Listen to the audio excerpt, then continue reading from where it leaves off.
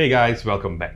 So we're going to do something a little special here. We're doing a paired review of sorts where I'm going to review a TV and a soundbar from LG. Specifically, I'm going to review the LG 48-inch CX OLED TV as well as the LG SN8YG soundbar. So first up, let's talk about the LG OLED TV. So this is a 4K OLED TV. It's also a smart TV, so it has LG's WebOS operating system built in.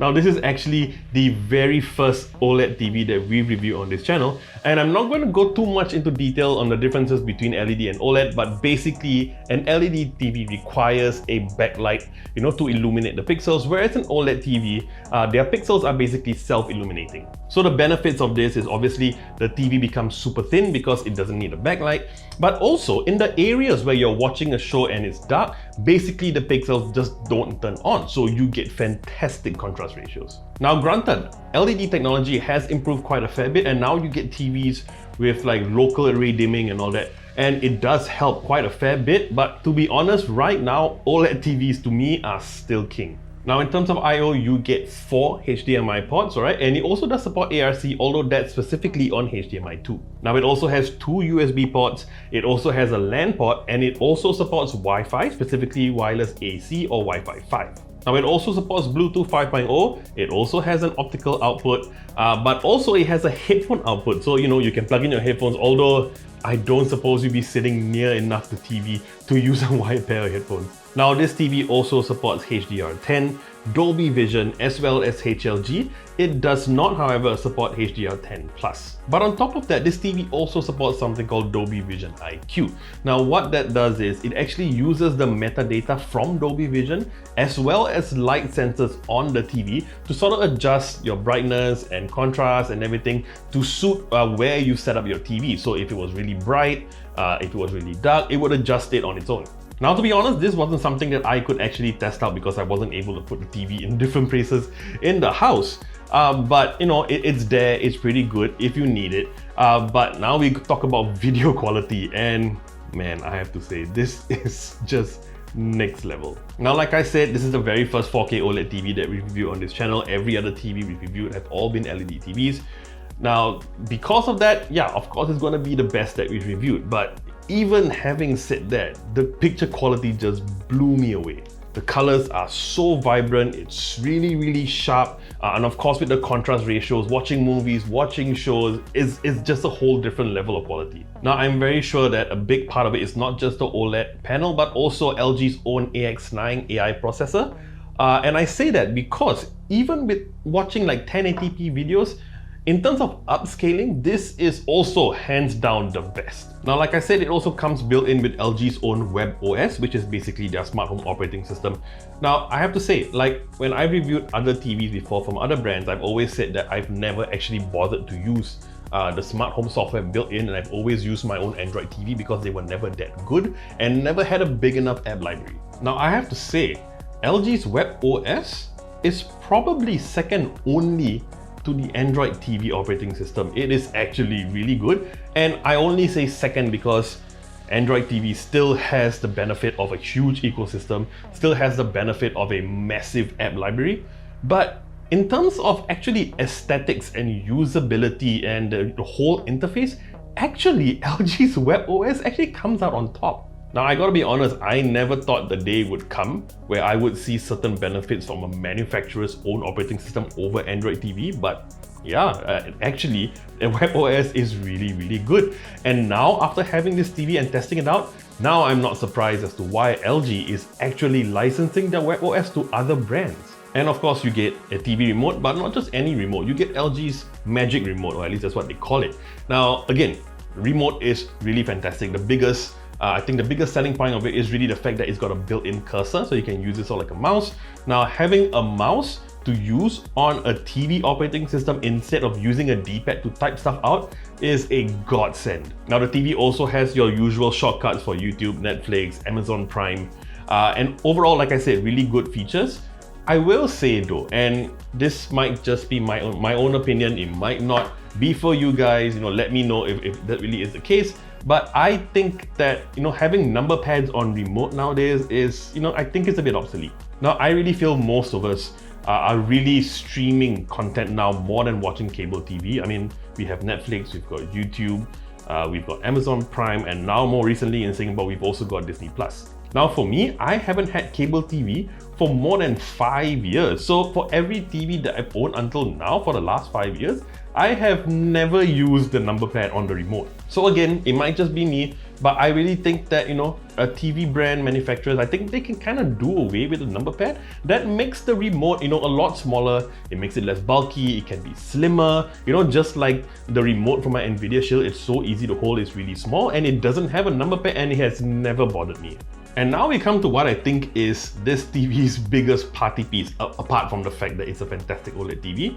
This supports 4K, 10-bit 4K at 120 Hz, and it's G-Sync compatible. So yeah, of course, I am going to plug in the PS5 that I have on loan from Sony. Very big thank you to Sony, by the way. So yeah, I plugged it in and I gave it a real go. Now, first of all, playing the PS5 on this LG CX OLED TV, it is easily, hands down, the best console gaming experience I have ever had. Yeah, playing the PS5 on this OLED TV is just absolutely next level. I played the PS5 on a whole bunch of different LED TVs, even with the guys from JoePlayGame.com when they came down. We played it on LED TVs and we still liked it, but man, when I played it on this TV, it was just incredible. It really blew my mind. Gameplay was so smooth, everything looked fantastic. Playing games, like Spider-Man and a whole bunch of different games, it was incredible. I got so immersed into the entire experience. Now, there is one drawback, and no, it's not the TV's fault, right? Now, when I plugged in the PS5, I checked and I realized that none of the games that I had installed actually supported 4K and 120 Hz, alright?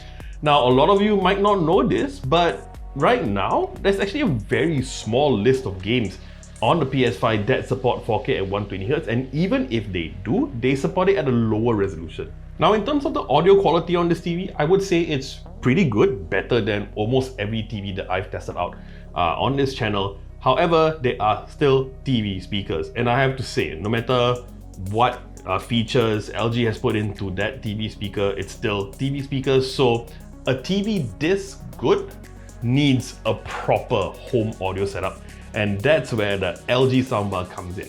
Now, the LG SN8YG soundbar, I'm just going to call it the LG soundbar from now on.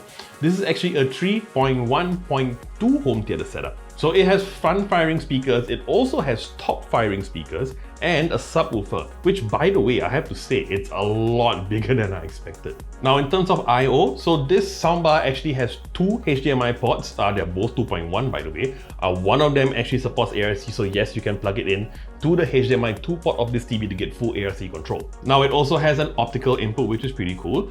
It does not have an analog input, which is pretty sad, but honestly, I think from now on, I think a lot of soundbars are not going to bother with it, but it does support Bluetooth 5.0 and Wi-Fi. So if you're wondering why it has Wi-Fi, well, this soundbar also has Google Assistant built in. Google Home will actually recognize the soundbar as an additional speaker in your Google Home setup. Now, this TV also supports Dolby Vision, Dolby Atmos, as well as DTS:X. Plus, actually, LG also offers rear speakers that you can buy separately if you want an actual surround sound setup.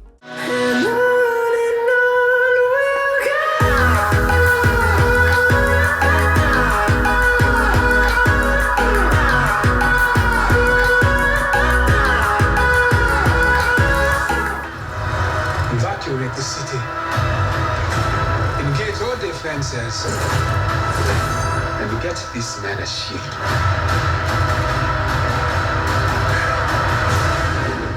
Alright, so you just heard a couple of clips, testing out the soundbar. Now I have to make the same disclaimer that I make for every single soundbar review that I do. Now, having a single shotgun mic pointed to the center of the soundbar is not going to be an accurate representation of the soundbar's audio quality or even its virtual surround capabilities. This whole thing is more to give you an idea of its sound profile and how good it might sound. It's not going to be entirely accurate. But having said that, I think for me overall, I'm quite impressed with the audio quality of this LG soundbar. It is really, really good. Now, it is not as good for music. It is fantastic for shows and movies though. But in terms of music, I actually kind of prefer the Clips Cinema 600. I think that has a better balance of being just as good for music as well as for TV.